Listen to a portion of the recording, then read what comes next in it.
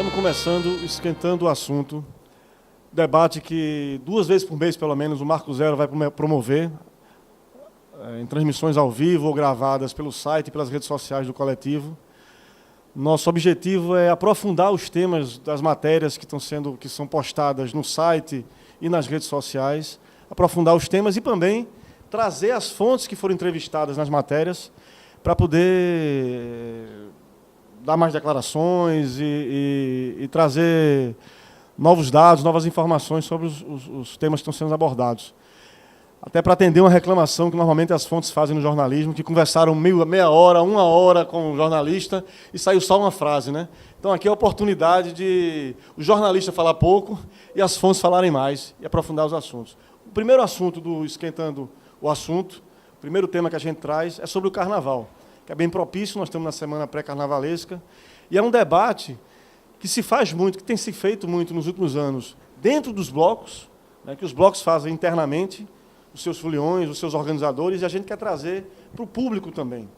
O debate é um pouco a encruzilhada que os blocos de rua de carnaval do Recife e Olinda estão chegando, né, à medida que os anos vão passando dos blocos, eles vão chegando numa encruzilhada, que é o crescimento dos blocos. Os blocos que começaram, todos eles com 5, 6, 7 pessoas que gostavam de carnaval e decidiram, vamos brincar junto, vamos fazer um bloco de rua para a gente brincar do nosso jeito, com espontaneidade, com improvisação. Esses blocos foram fundados com esse espírito. 10, 20 anos depois, esses blocos hoje arrastam, de vez daqueles 30 e 40 brincantes do começo do carnaval, às vezes 8, 10 mil pessoas. E isso, se por um lado significa que houve um sucesso, né? Os blocos chamaram a atenção do folião e, de alguma forma, reúnem multidões. Por outro lado, isso também tem significado um certo transtorno pela multidão que arrasta, exige mais recursos para organizar o bloco, profissionalizar isso, né? E, às vezes, o bloco, que era da greia, da brincadeira, vai virando quase uma empresa ou um empreendimento, né? E outra coisa, vai descaracterizando a origem, a identidade do bloco inicial, que era ser um bloco de amigos, de rua, né? E vai se transformando num bloco, inclusive, que junta pessoas que, às vezes, nem gostam propriamente do carnaval. Estão ali pela farra, né? pela cerveja, pelo bloco. Dito tudo isso, nós convidamos aí para esse primeiro bate-papo integrantes, alguns fundadores e integrantes de 3 blocos que ou estão vivendo isso ou já viveram no passado. Tem aqui Guilherme Calheiros, um dos filhos de fundadores do Acho é Pouco, né? Fabiano Guerra, também um dos foliões mais antigos e da nova guarda agora, que também assumiu o comando junto com o Guilherme, do bloco Eu Acho é Pouco. Paulinho e Ivan Moraes, representantes, fundadores, primeiros foliões também do bloco Amantes de Glória, né? Um bloco, o Eu Acho é Pouco, um bloco de Olinda, firmado na Rua de São Bento, originário de Olinda. O Amantes, que se consolidou no bairro da Boa Vista, né? Um bloco também que começou com um grupo de 5, 6 pessoas e agora junta multidões. E os Barba, um dos fundadores aqui, Samarone Lima, um bloco também que no ano que vem faz 16 anos, né? O Acho é Pouco esse ano faz 40, no ano que vem o Amantes faz 20, os Barbas com 15 anos, e todos eles, de alguma forma, estão vivendo esse dilema, essa encruzilhada de como manter alguma identidade. E também temos um convidado de fora que é daqui, né? Que é Pablo, um dos organizadores também do Sovaco da Asa, bloco de Brasília, né? Fundado por pernambucanos, que começou pequenininho, com 8, 10 pessoas numa mesa, e nos últimos anos chega a arrastar 80 mil pessoas, né? Como é que esses blocos lidam com a questão da manutenção da identidade original, a organização, o diálogo ou até confronto com o capital, né? Com as empresas de cervejas que gerem o carnaval também, que entram para querer, de alguma forma, também trabalhar na organização dos blocos. Passar a palavra para cada um deles, eu queria ver, vamos começar aqui com o Ivan. Queria ver, Ivan, acho que Ivan e Samarone, para iniciar, que acho que são os 2 blocos que estão vivendo, nesse momento, um momento muito parecido, né? Da multidão que tomou conta das prévias, dos blocos, e, de certa forma, como é que vocês estão lidando com essa chegada, essas milhares de novos foliões? Bacana, antes de mais nada, preciso elogiar a sua matéria, sua reportagem ficou muito boa. Tá de parabéns, Marco Zero, por levantar esse assunto. Ou seja, que não é um assunto novo, é um assunto que se debate há muitos anos, tanto que a própria característica do Carnaval de Pernambuco é o amadorismo. O nosso Carnaval ele é feito pelo folião. É diferente de outros carnavais, nada contra, em outros lugares, que são empreendimentos empresariais de muito sucesso. Não é o nosso caso. O caso de Pernambuco, Pernambuco é marcado por blocos que têm origem entre amigos, em bairros, em empresas, pessoas que trabalham juntos, que vivem juntos e fazem blocos. E esse dilema que você fala, talvez seja o que faz com que tantos blocos não durem tanto tempo. A gente fala, a Olinda vai ter 500 atrações de 500 blocos, mas não são 500. A gente sabe que ali tem mais de 3 mil blocos. Vai ter um bloco que vai ser criado amanhã, e vai sair sábado, e domingo ele vai se acabar. O Cláudio Ferrari tem uma frase interessante, que ele diz que todo bloco só tem que durar 3 anos, um para inaugurar, um para bombar e um para acabar. E os amantes estão durando 20 anos. Convivendo com isso, que é um dilema para todo mundo que faz parte do bloco, não é somente para quem organiza. Você vê que a gente começou com muito pouca gente, a gente não faz conta. Então, Paulinho, quantas pessoas deram na prévia desse ano, a gente não faz a menor ideia, alguns milhares de pessoas.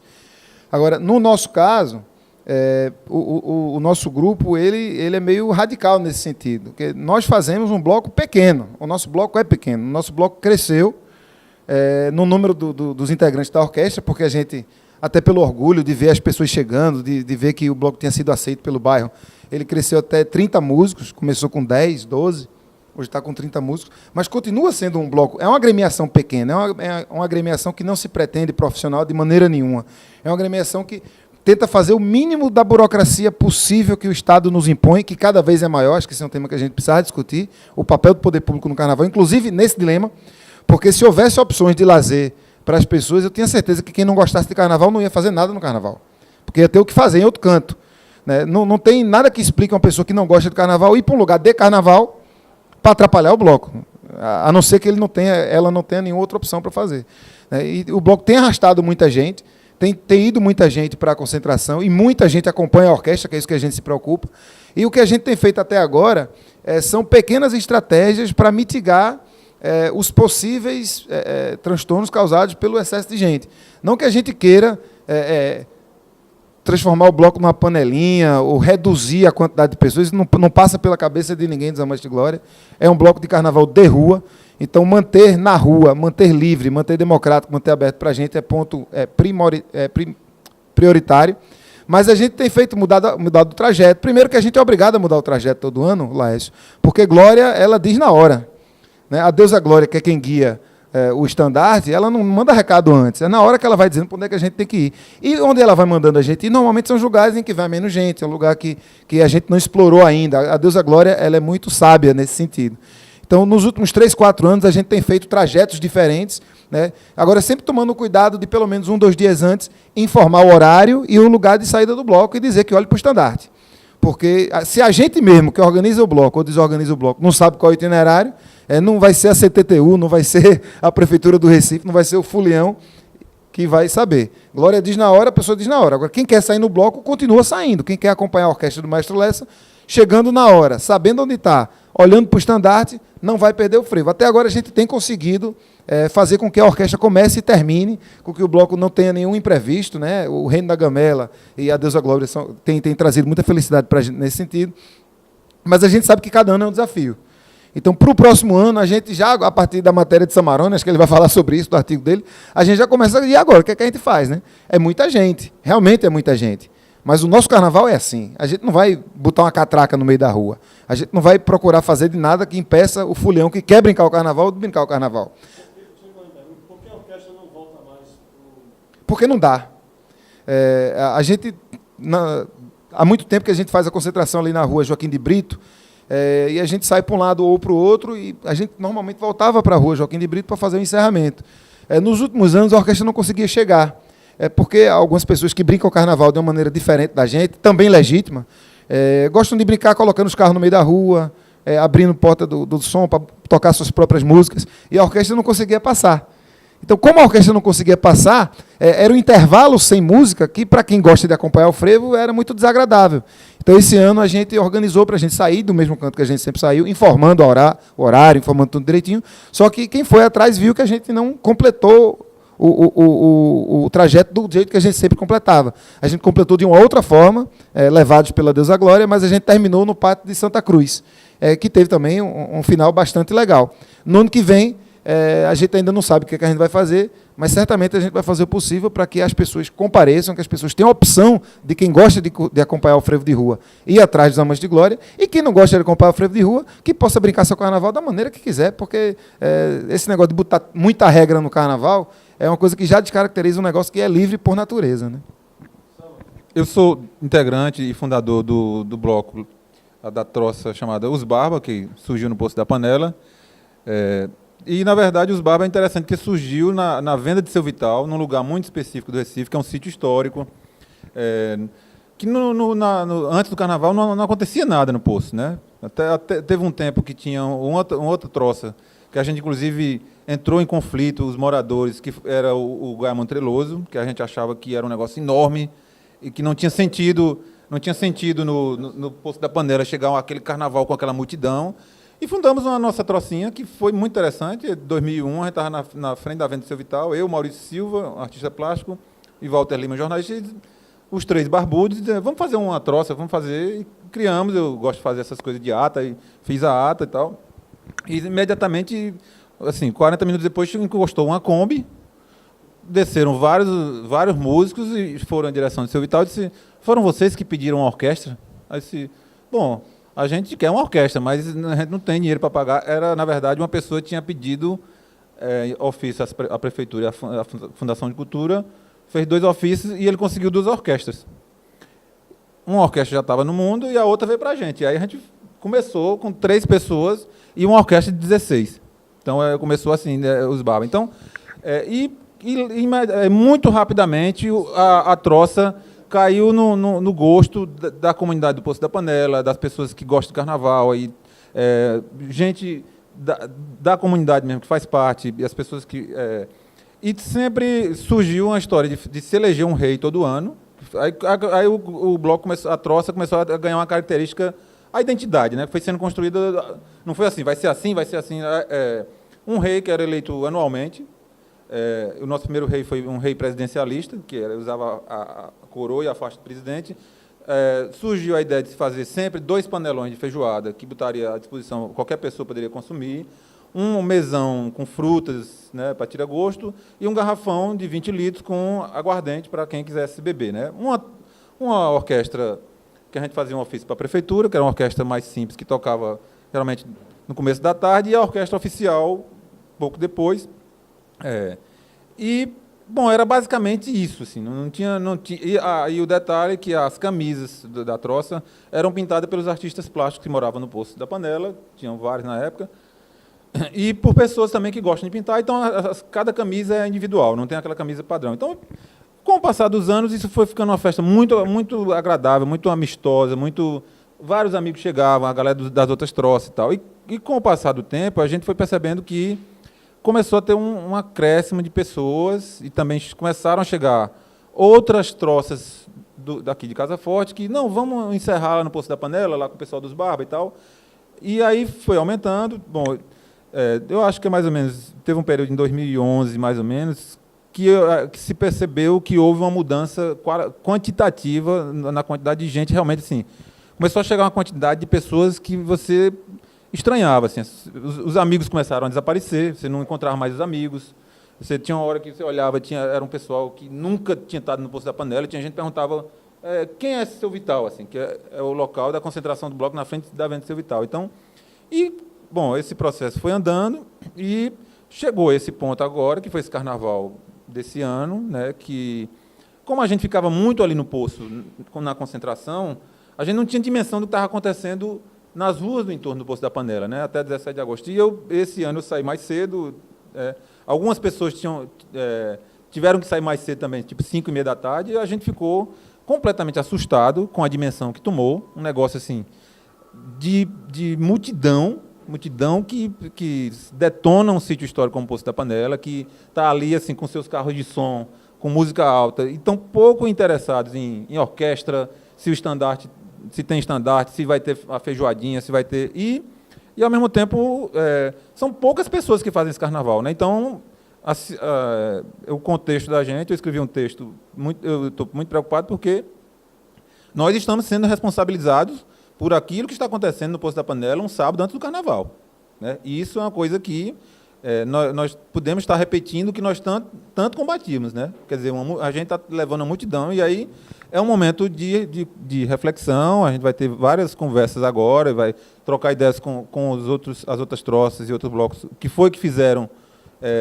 A grande dificuldade da gente é o seguinte, geograficamente, o Poço da Panela é um lugar que você vai, você não tem como seguir. Assim, depois do Poço da Panela é o rio, né? Então, quem vai tem muita dificuldade para voltar, para sair do Poço da Panela, né? E quem chega, está chegando, a ocupação está sendo de uma forma extremamente agressiva. Por exemplo, a troça sai no sábado, sai não, ela fica ali, vai na comunidade e volta, né? Quinta-feira já tem food trucks estacionando em todas as ruas do Poço da Panela para garantir o seu lugar, né?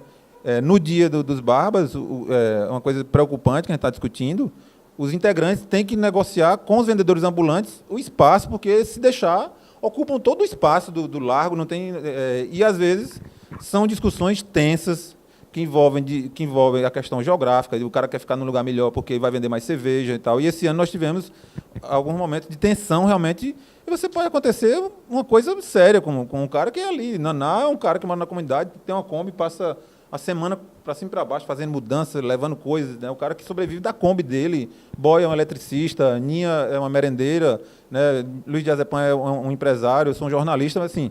Então tem alguma coisa assim, que tem uma coisa do poder público que a gente vai ter que conversar, porque não pode ficar uma multidão daquela e você não sabe o que vai acontecer, se vai chegar a polícia, se vai ter uma regulamentação da DIRCOM, alguma coisa. Então, é um momento bem complicado, assim, a gente vai ter que discutir, e essa conversa eu acho que é muito interessante, porque a gente pode ver como os outros fizeram, mas assim, a gente já percebeu que esse não é o carnaval que a gente sempre quis, que a gente sempre idealizou, que era um carnaval comunitário, né? Guilherme, eu acho que o Acho é Pouco tem uma experiência um pouco diferente. Teve um momento ali, um bloco de 40 anos, né, 40 carnavais.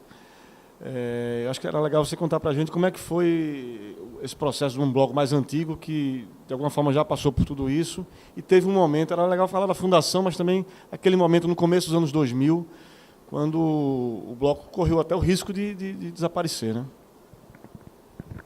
Boa noite, pessoal. É um prazer estar aqui discutindo com vocês. O Acho é Pouco, ele nasceu em anos...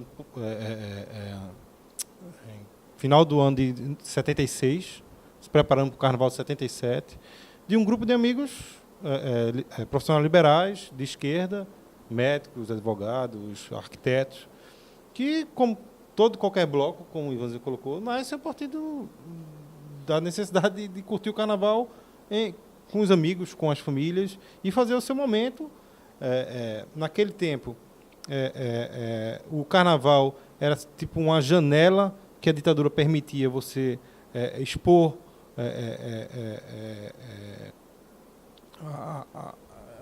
se expor e se colocar perante o posicionamento político daquela época. Existia uma certa liberdade permitida durante o Carnaval, né? Então, eles se usava do bloco naquela época para poder fazer as irreverências, e o próprio nome Acho é Pouco era um pouco de uma condição de você contestar aquele momento vivido político. E ao longo dos primeiros 20 anos, que meu pai, os amigos e familiares colocaram o Acho é Pouco na rua, foi aos poucos crescendo como qualquer bloco carnaval. Chegou ao seu ápice, com grandes pessoas seguindo o bloco, com bares de carnaval cheios, e chegou o momento de declínio. Normal, acho que são os ciclos até das pessoas que operam e que fazem o carnaval, que as pessoas vão cansando, vão ficando velhas, você não tem mais o ritmo. Porque não é fácil fazer carnaval, todos os colegas aqui sabem que você fazer o carnaval para os outros se divertir não é uma coisa simples, você tem burocracia, você tem que ter alguém organizando aquilo. Parece que é um caos, a gente tenta minimizar o caos o máximo possível, a gente não quer também fazer a coisa perfeita, mas é um esforço grande e envolve recursos, precisa alguém pagar por aquilo. E o bloco sempre foi financiado pelas prévias de carnaval, que era o baile, mais as camisas, e no ano de 2001, acho que foi do ano 2000, do ano 2001, foi um ano mais crítico, em que houve um prejuízo muito grande, não se vendeu a quantidade de camisas necessárias, o baile foi um fracasso, que já deu um prejuízo enorme. E meu pai, junto com Tom Chaves, chegaram um momento de entregar, dizer, ó, não vou mais sair. E eu e meus irmãos decidimos convocar filhos de fundadores, nossos amigos que quem sabia que saíram no bloco, e tentar fazer uma mobilização de pelo menos recompor as finanças e o prejuízo que o carnaval tinha causado para o meu pai naquele ano. Então a gente decidiu por fazer a primeira prévia, vamos dizer, dessa geração que hoje está à frente do bloco, que foi o Que Mentira Que Lorota Boa, que foi uma prévia de São João. Taboa Santa não? Não, foi Que Mentira Que Lorota Boa. Taboa Santa foi no ano seguinte. E foi um sucesso dentro do que a gente esperava, né? Deu lucro, né? A gente conseguiu mobilizar e fazer uma festa que teve um relativo sucesso para um bando de amadores, de jovens amadores. E essa festa não foi suficiente para cobrir o prejuízo, então decidimos fazer uma nova festa.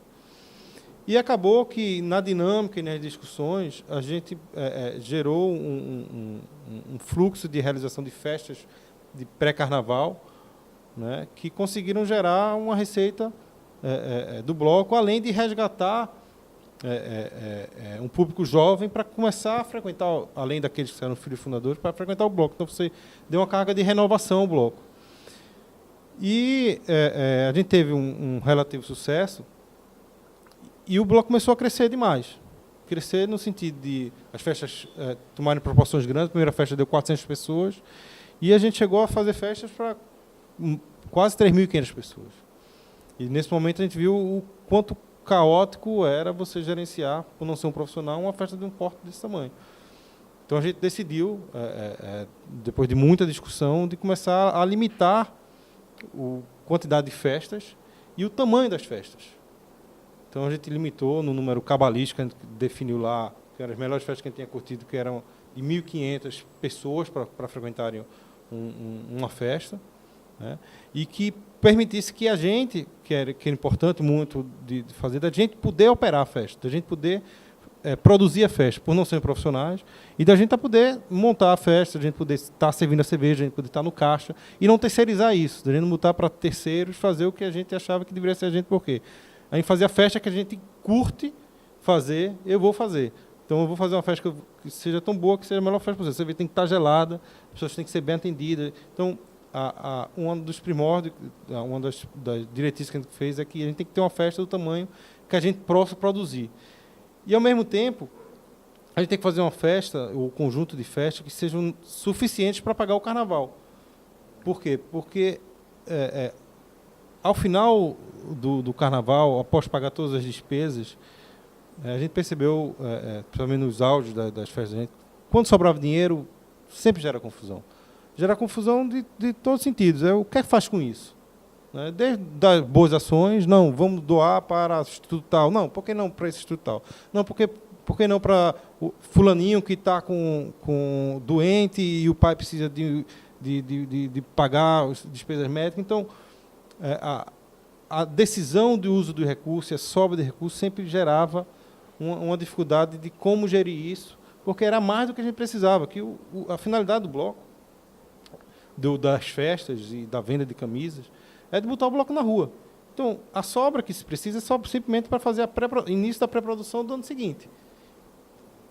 E a gente limitou, hoje a gente está fazendo o sambão e o baile, e a venda das camisas, e algumas vezes a gente não tem nem fôlego para fazer o sambão, fazemos só o baile, e é suficiente para pagar o ensaio, que é a prévia que a gente faz, e depois as 3 saídas que a gente faz no carnaval.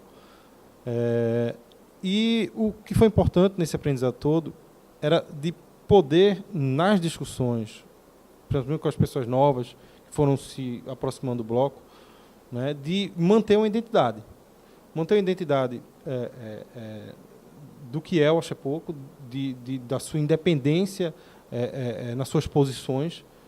Por mais que seja um bloco de carnaval, a gente tem uma posição política muito forte, de poder criticar e poder se posicionar em momentos importantes que a gente acredita como tem um alinhamento, né? e de poder fazer um carnaval que seja um carnaval aberto, né? Por mais que a gente tenha que fazer festa fechada para poder arrecadar dinheiro, mas o bloco ele faz o carnaval de rua, um carnaval típico de carnaval de Olinda, de Recife, espontâneo, e que qualquer pessoa pode participar. Qualquer pessoa está ali aberta, não precisa estar nem de vermelho e amarelo, nem nada. Você precisa simplesmente chegar para curtir o carnaval naquele horário que a gente combinou, sair daquele ponto que a gente fez, fazer o percurso que um dia a gente vai definir na hora, mas curtir o carnaval espontâneo. Obviamente, com o crescimento do Oxapoco e do volume de pessoas que acompanham a gente e do tamanho relativo das festas que a gente faz, a gente começou a precisar ter uma série de atender uma série de exigências do poder público, né? A gente tem que atendê-las. Então, tem que ter alguém responsável por aquilo. Então, a coisa começa a ficar séria. Tem que ter alguém que tem que se dizer perante ao poder público, seja o Corpo de Bombeiro, a Prefeitura, dizer quem é o responsável, quem é aquele CPF que está à frente do bloco, né? Porque a gente também não tem um CNPJ, a gente não se organiza de uma forma de associação carnavalesca, a gente tenta fazer uma dinâmica em que os recursos eles permeiem os diversos CPFs que são de voluntários e de organizadores do bloco, né? E que cada um pague um pedaço da conta e, com isso, a gente consiga realizar o carnaval. E de uma maneira muito leve, no intuito de não tentar amarrar demais, mas, ao mesmo tempo, a gente tem exigências legais que a gente precisa fazer, né? Então, isso dificulta muito o quão você consegue segurar a certa independência ou certa irreverência, porque você tem certas regras que você não pode deixar de seguir.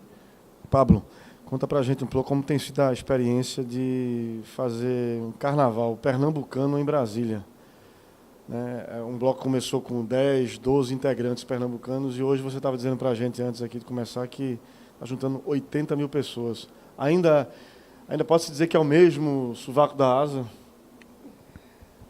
Boa noite a todos, né, a todas. O mesmo sovaco da asa é sempre algo complicado de falar, né? Porque, assim, o sovaco da asa hoje ele é a maior manifestação cultural de cultura pernambucana fora do estado de Pernambuco, né? Assim, não tem algo que junte tanta gente em torno de uma cultura da cultura pernambucana feito o sovaco reúne hoje, né?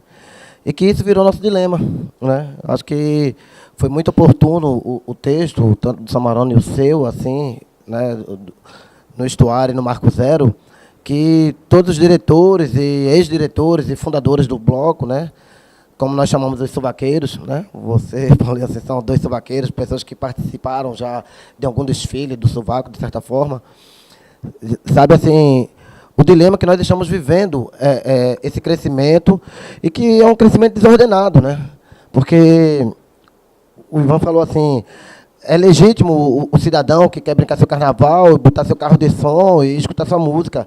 É totalmente legítimo, a rua é aberta, é dos outros, é do povo, né? Mas quando você está à frente dessa organização, né? À frente desse CPF, né? É o seu CPF que está ali, é tudo complicado um pouco, porque uma topada que o cidadão leva vai ser culpa tua, né? Então, você está juntando música, está juntando folia, alegria, bebida alcoólica. Então, assim, é sempre muito complicado você estar com essa responsabilidade toda em suas mãos, né? O Sovaco, ele foi um bloco, como você colocou, assim, que surgiu por foi num grupo de amigos, numa mesa de bar, né? Como a maioria dos blocos surgem nisto. E para difundir e matar a saudade da música pernambucana, né? Do frevo, do maracatu, dos ritmos pernambucanos em si, né? E esse bloco, ele começou a ganhar gosto do brasiliense, né?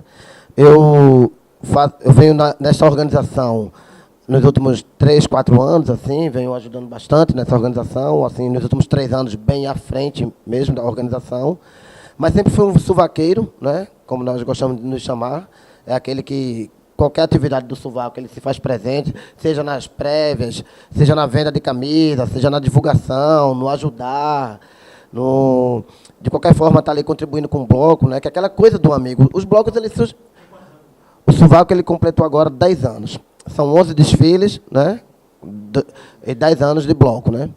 E ele teve uma característica diferente no Carnaval de Brasília, porque assim, ele sai 15 dias antes do Carnaval, para que na semana seguinte nós pudéssemos estar aqui, né? É o que eu fiz. Para poder ver, para pegar exatamente os blocos daqui, né? Então, assim, para pegar as prévias, participar do debate, não é? Então, o bloco ele foi fundado exatamente com essa característica. E, assim, e era o bloco que abriu o Carnaval de Brasília. Então, por ele ser o bloco que abriu o Carnaval de Brasília, ele terminou vindo a ser hoje o que seria em Brasília hoje, o Galo da Madrugada aqui. Assim, é um bloco que arrasta multidões, é um bloco que tem vários blocos dentro dele, não é? Isto, ao mesmo tempo, Paulinho, né?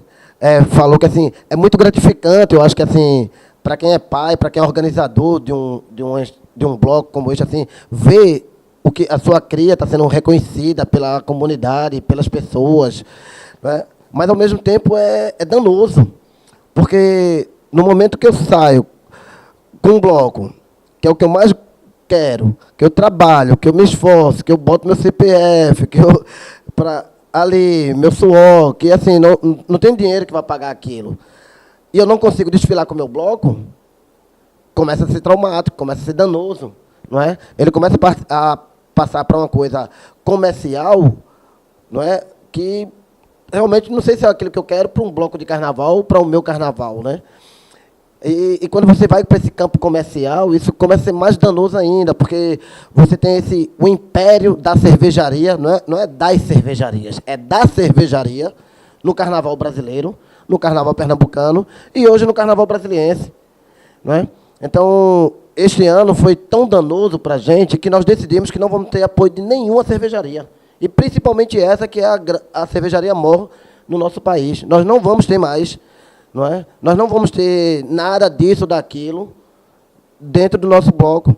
Então, assim, eu não sei e não posso dizer como será o carnaval do Sovaco, né? Quer dizer, no nosso pré-carnaval, no próximo ano. Nós não sabemos dizer, até porque o Sovaco ele é tão pernambucano, né? Que está sofrendo o mesmo dilema que os blocos daqui, né? De lá, 2.200 quilômetros de distância, estamos sofrendo o mesmo dilema que vocês. Um grupo de amigos que quer curtir aquela folia, que quer brincar ali, e que hoje se vê de uma forma que não consegue se divertir como quer, não é? Você não consegue passar a alegria para a sua comunidade, para a população, como você gostaria de passar. Você não consegue dar ao folião realmente aquilo que você vem trabalhando para que ele venha a ter, não é? E por vários outros motivos você não consegue mais isso. Então, assim, isso já começa a ficar danoso, assim mesmo, assim. E é muito complicado para a gente, né? Apesar deste ano ter conseguido desfilar no bloco, depois de 3 anos, né? Por 3 anos sem desfilar, cara. No ano passado, a orquestra saiu, mas não voltou. E nós tínhamos 30 cordeiros, tinha 30 camaradas fazendo cordão de isolamento para a orquestra. Detalhe, o Sovaco da Asa é uma orquestra que leva 30 músicos, né? Então, assim, é a maior orquestra de frevo no Centro-Oeste. E hoje nós tivemos, neste ano, 5 tubas. Foi um marco para a gente ter 5 tubas ali. Mas exatamente isso, exatamente, Fabiano. Acho que 5 tubas ali, assim, de frente, né? Aquele naipe, assim, uma orquestra. Então, assim, nós nos orgulhamos de poder fazer este carnaval pernambucano mesmo, mas a gente fica nesse dilema. Já pensamos em várias coisas, né? Já pensamos em eutanásia do bloco, assim, vamos matar o bloco, ou vamos acabar com o Sovaco. Já pensamos assim, não, vamos fazer um ano sabático, não vamos sair com o bloco esse ano. Então vamos fazer o seguinte, vamos sair, vamos colocar o bloco em outro lugar. Aí, só que quando você começa a pensar em todas essas coisas, aí entra aquelas questões comerciais lá atrás, que a gente vem pensando, que assim, são pessoas que se apropriam de uma ideia de um grupo de amigos, não é? Então, este ano, o Sovaco nós tivemos que começar, depois de 10 anos, um processo de registro do nome do bloco, porque nós sentimos a ameaça real do empoderamento de pessoas que nada tinham a ver com o bloco, se poderá, como acontece muito aqui no Carnaval de Pernambuco, não é? Temos vários exemplos aqui que não cabe nos citar, não é? E como em outros cantos, no Rio de Janeiro mesmo, tem vários exemplos também de blocos e de festas assim tradicionais que foram possuídas por indivíduos que nada tinham a ver com aquilo, com sua fundação, com sua história e com seu caráter, né? Então, o Sovaco, ele, assim, ele é um bloco que ele tem orgulho de ser o que é. Nós, sovaqueiros, assim, batemos no peito essa coisa da pernambucanidade que temos fora do estado de Pernambuco, não é? De ser essa referência, e que isso termina nos trazendo um problema maior. Porque, assim, além de nós hoje sermos a maior manifestação cultural pernambucana fora do estado de Pernambuco, nós estamos reconstruindo um carnaval em Brasília. Brasília é uma cidade nova, tem 52 anos de idade, não é? Vai fazer 53 anos agora. Então, é uma cidade que ela está construindo sua história ainda. E hoje o Sovaco é a referência nessa construção. Claro, salvando os blocos antigos e tradicionais, como o Galinho, o Pacotão, não é? Que, com suas referências, e que até hoje ainda mantém a sua tradição, sua história. Mas o Sovaco, após o Sovaco, começou uma enxurrada de blocos de rua, que isso nos deixa gratificante, assim, deixa a gente feliz por estar realizando aquilo, ter feito aquilo, ser pai, vamos dizer, ou mães também, né? Só pai é foda, mas assim, mães, desculpa o fora para quem está escutando, mas assim, nos deixa felizes com isso, assim, nos deixa, ficamos satisfeitos com isso, mas assim, nos traz o peso de assim, cara, como eu vou acabar, como eu vou parar com algo que está ajudando, está transformando a cultura de um lugar, não é? E transformando de forma saudável, de carnaval na rua, de carnaval feito pelas pessoas, feita pela comunidade, né? Então, assim, acho que esse é o dilema que o Sovaco tem hoje, e agradecemos, porque de ontem para hoje foi uma enxurrada de mensagens no WhatsApp e nosso e-mail, sobre, cara, é isso que a gente está sofrendo, olha esse texto, vê isso. E, por sorte, eu estava aqui e disse, não, vou entrar em contato com os amigos e vou ver se posso escutar ou participar desse debate hoje aqui.